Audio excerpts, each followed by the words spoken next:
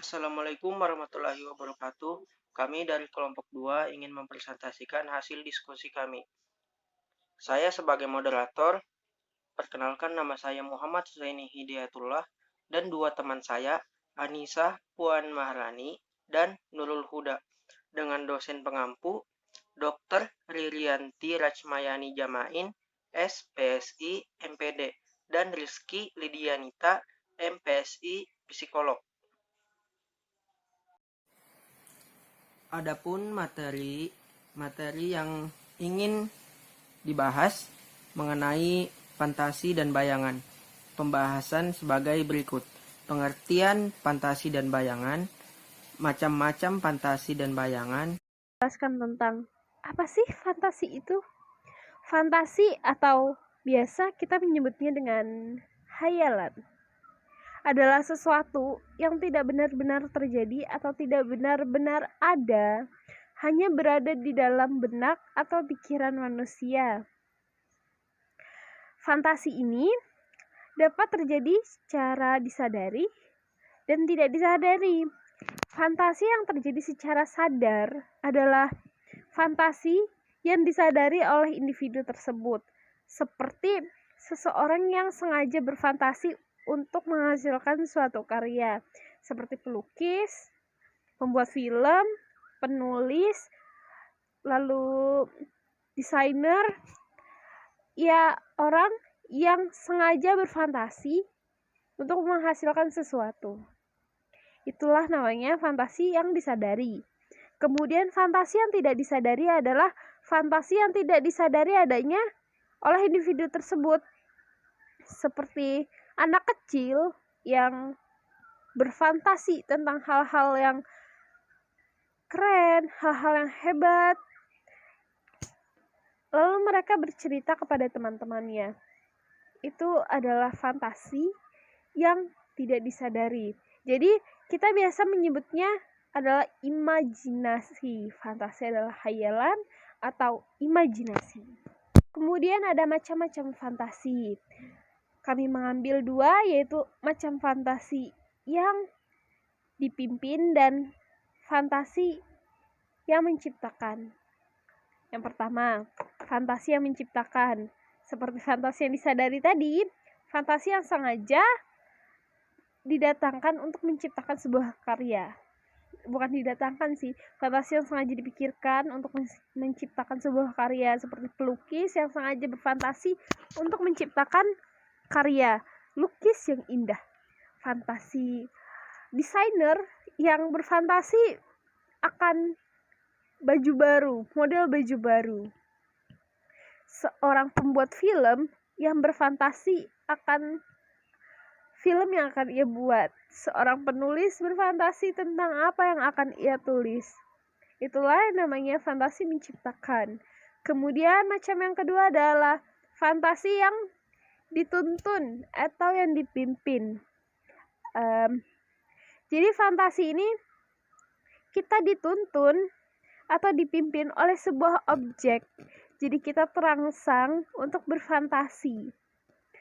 Nah, karena adanya suatu pengaruh dari luar, kita akan terangsang untuk berfantasi, seperti contohnya kita menonton film, membaca novel, mendengarkan musik, lalu kita akan berfantasi tentang apa yang kita lihat, apa yang kita baca, apa yang kita dengarkan. Kita akan berfantasi bagaimana keadaannya, bagaimana tempatnya.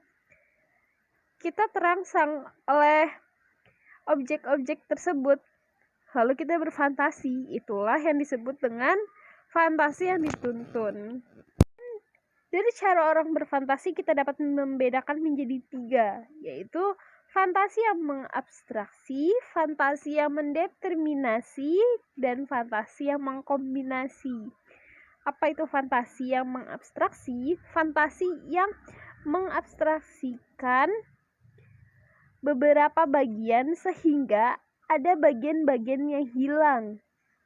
Jadi gini, misal anak belum pernah melihat gurun pasir, maka untuk itu dipakailah bayangan hasil persepsi.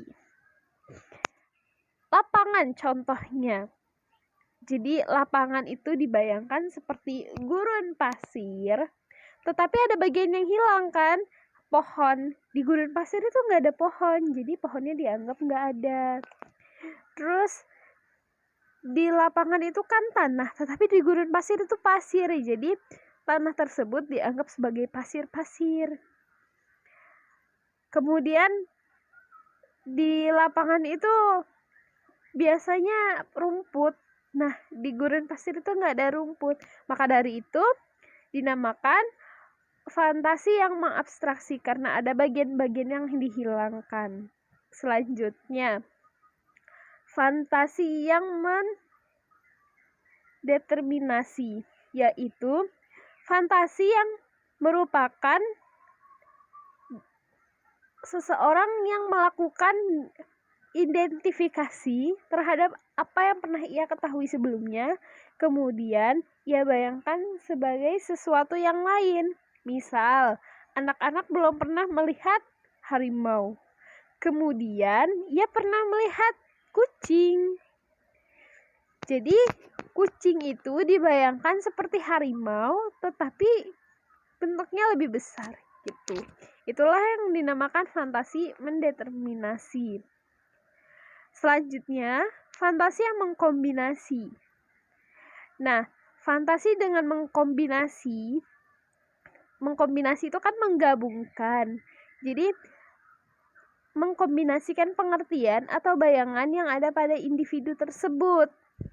Seperti kita berfantasi tentang Putri Duyung. Kepala manusia, badannya ikan.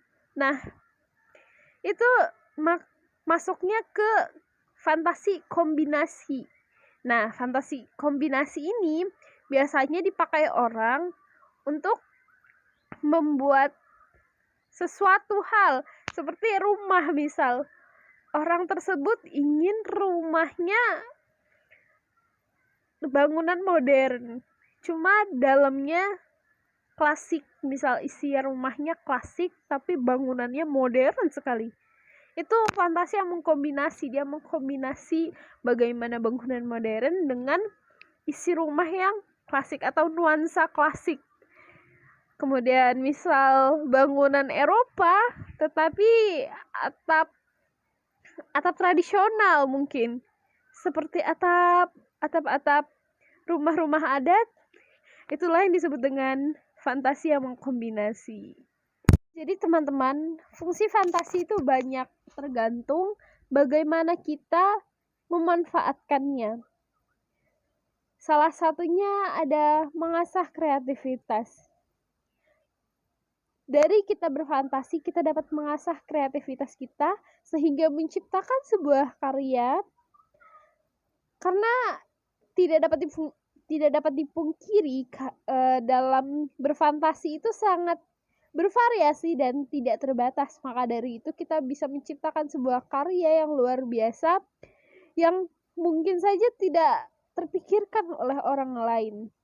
Kemudian ada fungsinya menghibur diri. Kenapa? Karena kita dapat menghibur diri saat kita berfantasi yang indah-indah. Misal, kita mahasiswa sedang mengalami stres mungkin karena tugas. Maka dari itu kita dapat berfantasi tentang hal yang indah, hal yang menyenangkan untuk menghibur diri sendiri. Fantasi juga dapat memberikan motivasi. Kenapa? Misal gini, anak-anak ingin menjadi seorang atlet. Maka ia akan berfantasi bagaimana rasanya menjadi atlet yang hebat, atlet yang berprestasi, atlet yang terkenal, atlet yang ternama. Dia berfantasi, wah rasanya jadi atlet seperti ini. Jadi atlet yang hebat itu seperti ini. Dia akan berfantasi. Dari fantasinya tersebut dia akan termotivasi. Wah, saya mau jadi atlet yang hebat, saya mau jadi atlet yang berprestasi. Saya harus rajin belajar supaya saya bisa jadi atlet yang hebat, atlet yang berprestasi. Kemudian ada fungsinya yaitu dapat menumbuhkan rasa empati. Kenapa? Karena kita dapat berfantasi, kita menempatkan diri seperti orang lain. Misal saya punya teman yang sedang mengalami kesusahan atau sedang berduka. Saya berfantasi bagaimana rasanya jadi dia kalau sedang berduka. Jadi itu tentu akan menyentuh perasaan kita sehingga menumbuhkan rasa empati terhadap diri kita. Yang selanjutnya dapat membuat strategi.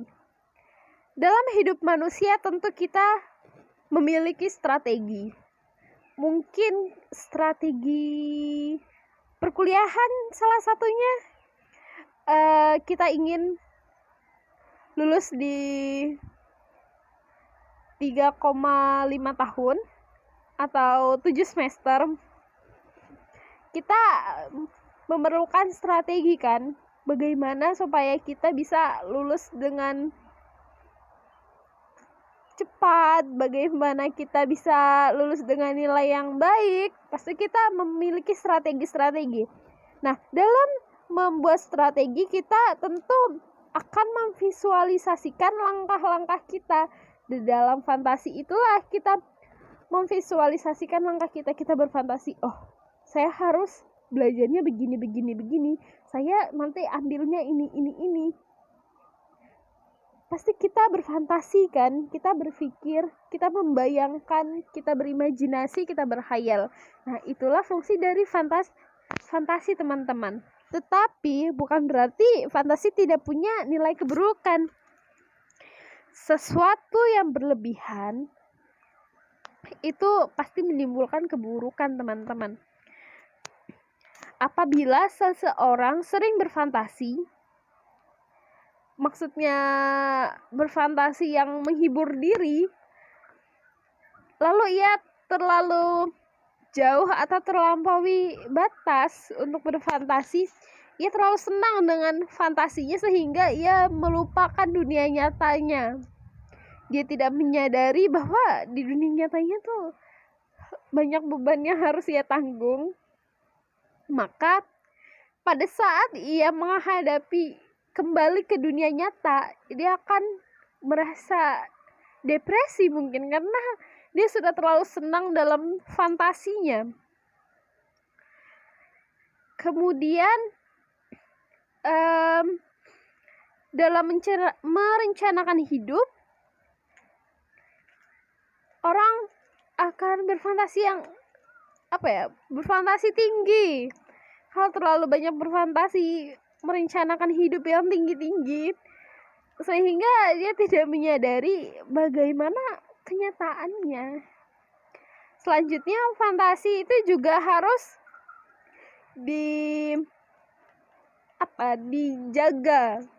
dijaga, jangan sampai kita berfantasi yang liar-liar. Ya, sekian dari saya kembalikan ke moderator. Terima kasih. Iya, terima kasih Puan Maharani. Sekian tadi pembahasan tentang fantasi. Sekarang kita akan membahas tentang bayangan. Pembahasan yang akan dipresentasikan oleh teman saya yang bernama Nurul Huda. Kepada Nurul Huda, dipersilahkan. Terima kasih kepada moderator telah memberikan saya waktu untuk membahas materi tentang bayangan. Pengertian bayangan. Bayangan atau sering disebut juga dengan istilah tanggapan. Tanggapan merupakan sebagai suatu pengalaman tentang objek peristiwa atau hubungan yang diperoleh dengan menggunakan informasi dan menafsirkan pesan. Dengan kata lain, tanggapan atau persepsi adalah proses yang menyangkut masuk ke pesan atau informasi ke dalam otak manusia. Melalui persepsi inilah, manusia terus-menerus mengadakan hubungan dengan lingkungan. Hubungan ini dilakukan lewat inderanya, yaitu indera penglihatan, pendengaran, peraba, perasa, dan penciuman. Adapun macam-macam bayangan. Yang pertama, tanggapan masa lampau yang disebut bayangan masa lalu. Yang kedua, tanggapan masa sekarang yang disebut bayangan imajinatif. Dan yang ketiga, tanggapan masa mendatang yang disebut bayangan antisipasif. Tipe-tipe bayangan. Pertama, ada bayangan eidetik. Yang kedua, ada bayangan penggiring. Dan yang ketiga, asosiasi reproduksi. Bayangan eidetik merupakan bayangan yang sangat terang, sangat jelas seperti menghadapi objeknya sendiri.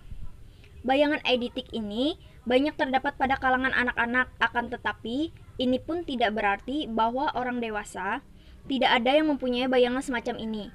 Pada orang dewasa pun kadang-kadang dijumpai bayangan eidetik seperti para pelukis dan musisi. Dalam bayangan eidetik, menurut Eric dan Walter Janes, bayangan dibedakan menjadi dua, yaitu tipe T atau T-tanoid dan tipe B atau Besnoid. Tipe T. Pada tipe ini, bayangan lebih menyerupai bayangan penggiring. Sesudah melihat sesuatu benda, seakan-akan benda masih terlihat di hadapannya.